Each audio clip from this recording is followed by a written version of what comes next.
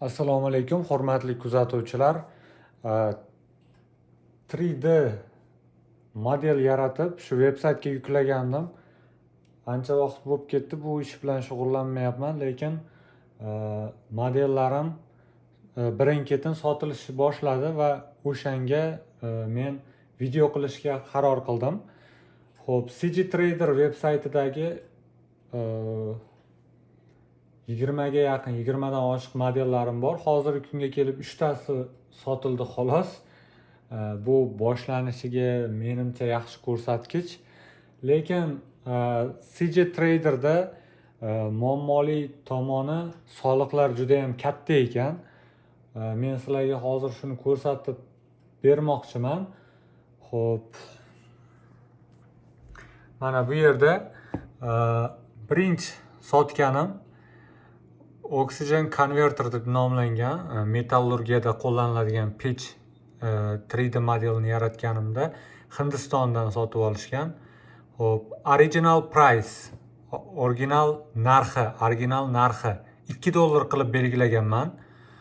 $2 sotildi va bu yerda to'lovlar jarayoni uchun $0.36 olib qolingan. Soliqdan keyin $1.64 mablag' qolgan.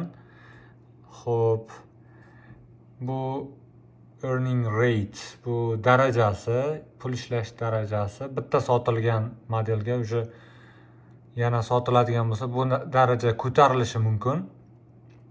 Final earnings, oxirgi menga qoladigan pul $1.16 bo'lib qolyapti. Va mana ko'rishingiz mumkin, men bu yerda final payoutda $1.16 men pulni o'zimni Pioneer kartamga o'tkazib olishim mumkin. Xo'p, keyingi modelim ikkitasi bir kunda bitta mijoz tomonidan sotib olingan, adashmasam. 3D cheese for cartoons. Xo'p, pishloq yasaganman va u Amerikadagi mijoz tomonidan va men bu yerda periodic table, bu davriy sistema, kimyoviy elementlar Mendeleyevning davriy sistemasi. Xo'p, Amerikadagi klient tomonidan mana original narxi $5 qilganman men bu jadvalni, lekin keyingisi 3D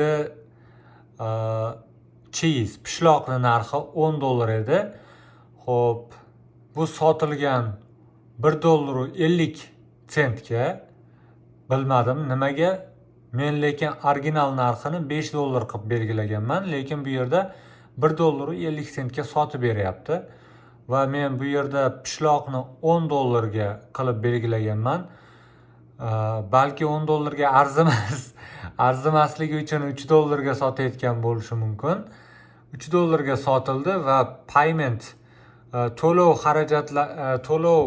jarayonlariga 39 sent va bunga 35 sent olib qolinyapti soliq.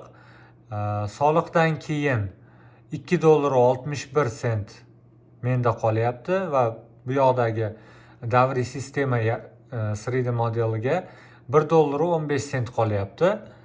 Xo'p, final earnings bo'lyapti. Bu yerda 83 sent. Men bu $1 dan 83 sentga oxirgi menga qoladigan pul 83 sentga aylanyapti.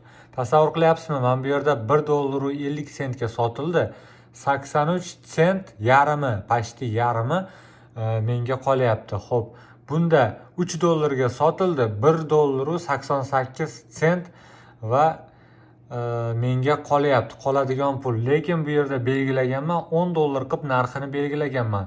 Mana shu narsa juda ham meni hayratda qoldirdi. Va ko'rishingiz mumkin, oxirida mana shu price 83 sent, $1.88, $1.16. Bu maqtanishga arzigulik narsa emas, ammo boshlang'ich darajadagi sotuvchi uchun katta natija deb o'ylayman. O'zimdan faxrlanib ketyapman, lekin bu yerdagi soliq juda ham katta. O'shanisini ham inobatga oling va narx belgilashda ham o'shan taraflariga e'tibor qarating. Xo'p, xona biroz betartib, ammo videoni kuzatganingiz uchun kattakon rahmat. Like bosib qo'ying. Oxirida iltimos kommentariyada o'zingizni fikringizni qoldirasiz degan umiddaman. Bu sohada hali tajribam yo'q va shunday bo'lsa ham sizga ulashishga, video qilib ulashishga harakat qildim. Xo'p, keyingi videolarda ko'rishguncha sog' salomat bo'linglar.